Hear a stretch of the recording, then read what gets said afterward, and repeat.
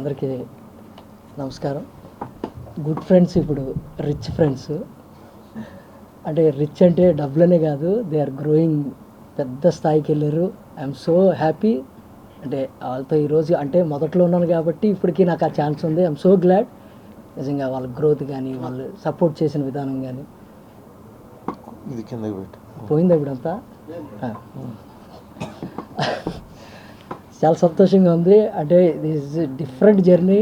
Film మేకింగ్లో నాకు కొంచెం film maker అవుదామని వచ్చాను కాబట్టి ఈ ఫిలిం మేకింగ్ అనేది నాకు తెలిసి ప్రపంచ చరిత్రలోనే ఎక్కడా జరిగి ఉండదు. అప్పటికే నేను కొంచెం పెద్ద పెద్ద రియాలిటీ షోలు అవి చేసి వచ్చాను. ట్రాలీలు పెట్టి అదేంటో పైప్ లైన్లు పెట్టి ట్రాలీలు పెట్టడం ఏంటో, సొంత లైట్లు తయారు చేయడం ఏంటో, ప్రొడక్షన్లో సమోసాలు పెట్టి అసలు మారుతి గారు అసలు అంటే కన్స్ట్రక్టివ్గా ఎదగడం ఎప్పుడు కూడా గొప్ప విషయం.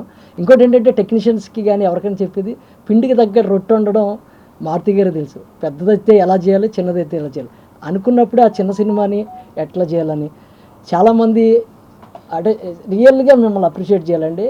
ఆ టైంలో ముక్కు మొహం తెలీదు, నేను ఎవరో అసిస్టెంట్ డైరెక్టర్ని మారుతి గారి దగ్గర పోస్టర్స్లో అంత పెద్దగా వేయడం, శ్రేయశ్రీన్ గారు దర్ ఇస్ బిగ్ పోస్టర్స్.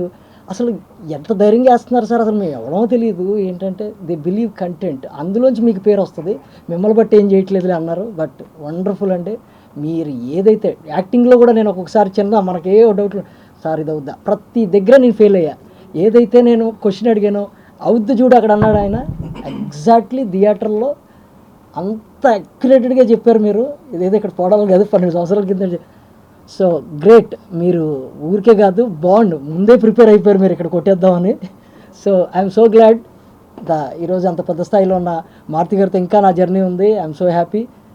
ఈ రోజుల్లో తర్వాత కూడా చాలా పరిపూర్ణత వచ్చింది, కానీ వెనక్కి తిరిగి చూస్తే అక్కడ చాలా జాయ్ ఉంది. అప్పుడు ఎగ్జైట్మెంట్తో ఇలాగే మాట్లాడాను, ఇప్పుడు ఎగ్జైట్మెంట్తో కూడా ఉన్నాం, రిలీజ్ కాబట్టి ఐఎమ్ సో హ్యాపీ.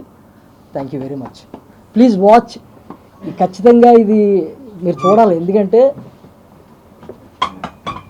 ఈ కంటెంట్ ఒకటే చిరస్థాయి అంటారు కదా అట్లా. అంటే ఎందుకంటే ప్రేమ, చీటింగు ఇవన్నీ ఓల్డ్ ఫ్యాషన్ కాదు, అప్పుడులో బాగుండేదండి ఇప్పుడు కొత్త అండి అని కదా. ఎక్కడైనా యూత్ కానీ ప్రేమ కానీ ఆ యొక్క స్టెబిలిటీ అలాగే ఉంటుంది. అది ముందే ఊహించేశారు మారుతి గారు. ఎన్ని సంవత్సరాలైనా ఈ రోజుల్లో రిలీజ్ చేయొచ్చు. Thank you sir. Thank you very much sir. Thank you.